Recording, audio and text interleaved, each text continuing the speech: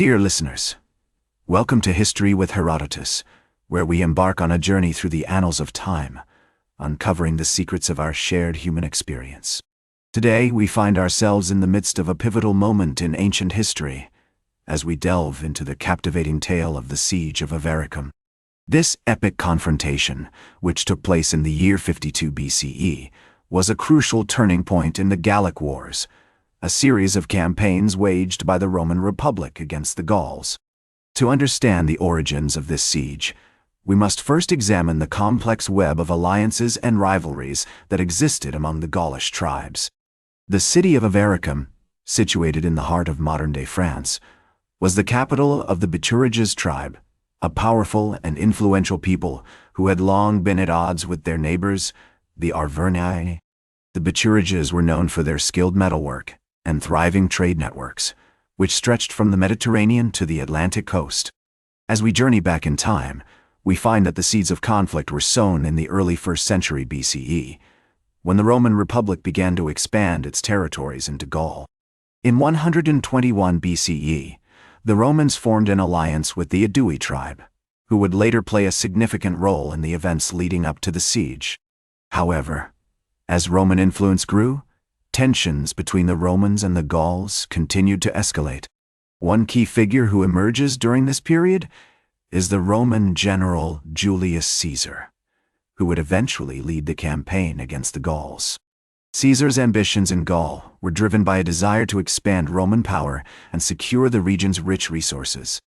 In 58 BCE, he launched a series of campaigns against the Helvetii tribe, which marked the beginning of the Gallic Wars. As the conflict spread, other prominent Gaulish tribes became embroiled in the struggle.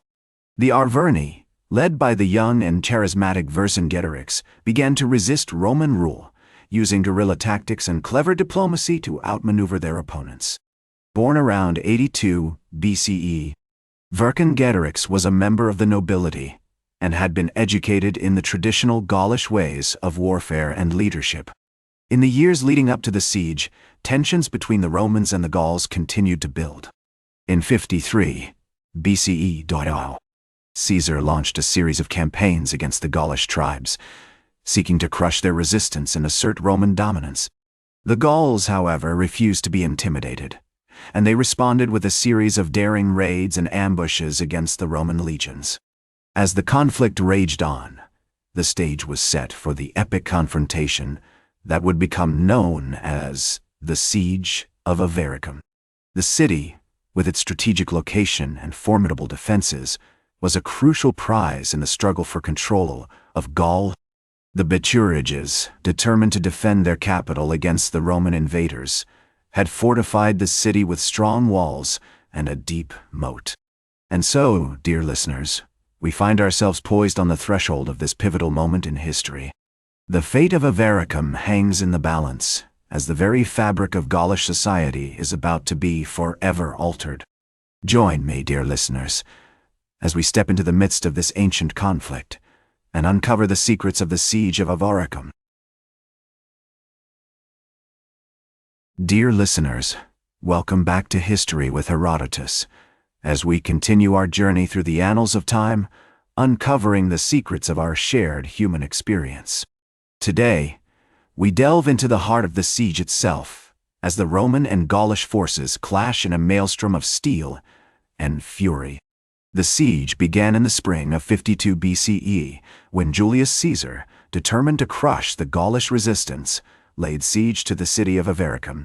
The Bituriges, led by their chieftains, had fortified the city with strong walls and a deep moat, making it a formidable prize for the Roman legions. As the Romans approached, they were met with a hail of arrows and slingstones, as the Gaulish defenders poured forth from the city gates to confront their enemies. Caesar, undaunted by the ferocity of the Gaulish resistance, ordered his men to construct a massive siege ramp, which would allow them to breach the city walls. The Romans worked tirelessly, gathering timber and earth to build the ramp, while the Gauls launched repeated sorties to disrupt their efforts. Despite these attacks, the Romans persevered, driven by their determination to claim the city. As the siege raged on, the conditions within the city grew increasingly desperate. The Bituriges, cut off from their supply lines and facing a relentless barrage of Roman catapults and ballistae, began to suffer from hunger and thirst. Their leader, Vercingetorix, who had joined forces with the Bituriges, rallied his troops, urging them to hold out against the Roman invaders. In a bold move, Vercingetorix ordered his men to set fire to the surrounding countryside, hoping to deprive the Romans of their supplies and force them to lift the siege. However, this tactic ultimately backfired, as the flames spread rapidly, engulfing the city's outer defenses and weakening its walls. As the Roman siege ramp neared completion, Caesar launched a series of fierce assaults on the city gates, seeking to breach the walls and claim the city. The Gauls, fighting valiantly, managed to hold off the Romans for several days, but ultimately they were unable to withstand the sheer weight of the Roman legions. In a final desperate bid to save their city, the Bituriges launched a massive sortie, pouring forth from the gates in a frenzied attempt to drive back the Romans. However, Caesar's men were ready for them, and they cut down the Gaulish warriors with ruthless efficiency. As the dust settled, the Romans claimed the city of Avaricum, marking a crucial turning point in the Gallic Wars. The Bituriges, their capital fallen, were forced to surrender, while Vercingetorix, realizing that his cause was lost, fled to the city of Gergovia, where he would continue to resist Roman rule. The Siege of Avaricum was a testament to the bravery and cunning of both the Roman and Gaulish forces. As Caesar himself noted, the Gauls are a fierce and warlike people, and their cities are well fortified and defended. Despite their ultimate defeat, the Gauls had fought valiantly, inspiring awe and admiration in their Roman conquerors. And so, dear listeners, we find ourselves at the end of this pivotal moment in history. The fate of Avaricum has been decided, and the course of European history has been forever altered. Join me, dear listeners, as we uncover the secrets of the Roman Empire's expansion into Gaul, and examine the lasting legacy of this epic conflict.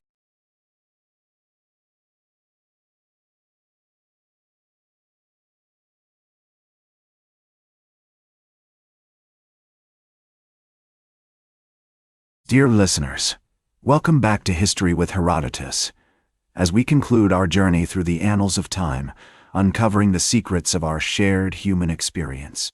Today, we explore the decline and aftermath of the Gallic Wars, as the Romans seek to consolidate their power and impose their rule on the conquered territories. The fall of Avaricum marked a significant turning point in the Gallic Wars, as it led to the eventual defeat of Vercingetorix at the Battle of Alesia in 52 BCE. Following his surrender, the Romans began to pacify and Romanize Gaul, imposing their own system of governance, laws, and culture on the conquered territories. The Gauls, though defeated, continued to resist Roman rule, with various tribes and leaders mounting rebellions against their conquerors. One notable example of this resistance was the revolt led by Commius, a Gallic chieftain who had initially allied himself with Caesar, but later turned against him. Commius's rebellion, which took place in 51 BCE, was eventually put down by the Romans, but it highlighted the ongoing challenges faced by the Roman Empire as it sought to consolidate its power in Gaul. As the Romans worked to impose their rule on Gaul, they also began to exploit the region's rich natural resources, including its fertile soil, abundant timber, and extensive mineral deposits. The Romans established a network of roads, bridges, and canals, which facilitated trade and commerce between Gaul and other parts of the empire. They also founded several cities, including Narbonne and Lyon, which became important centers of Roman culture and learning. Despite these efforts to Romanize Gaul, the region continued to maintain its unique cultural identity. The Gauls preserved many of their traditional customs and practices, including their language, art, and architecture. The Romans, in turn, were influenced by Gallic culture, adopting certain aspects of it into their own way of life.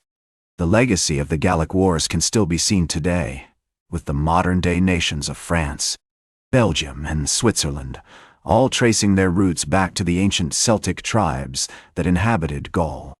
The Roman Empire's expansion into Gaul also had a profound impact on European history, shaping the course of Western civilization and leaving behind a lasting legacy of language, culture, and architecture.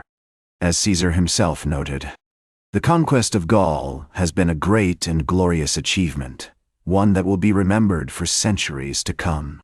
Indeed, the Gallic Wars remain an important chapter in the annals of history, a testament to the bravery, cunning, and resilience of both the Roman and Gaulish forces. And so, dear listeners, we conclude our journey through the history of the Siege of Avaricum and the Gallic Wars, with a deeper understanding of the complex and fascinating events that shaped the ancient world.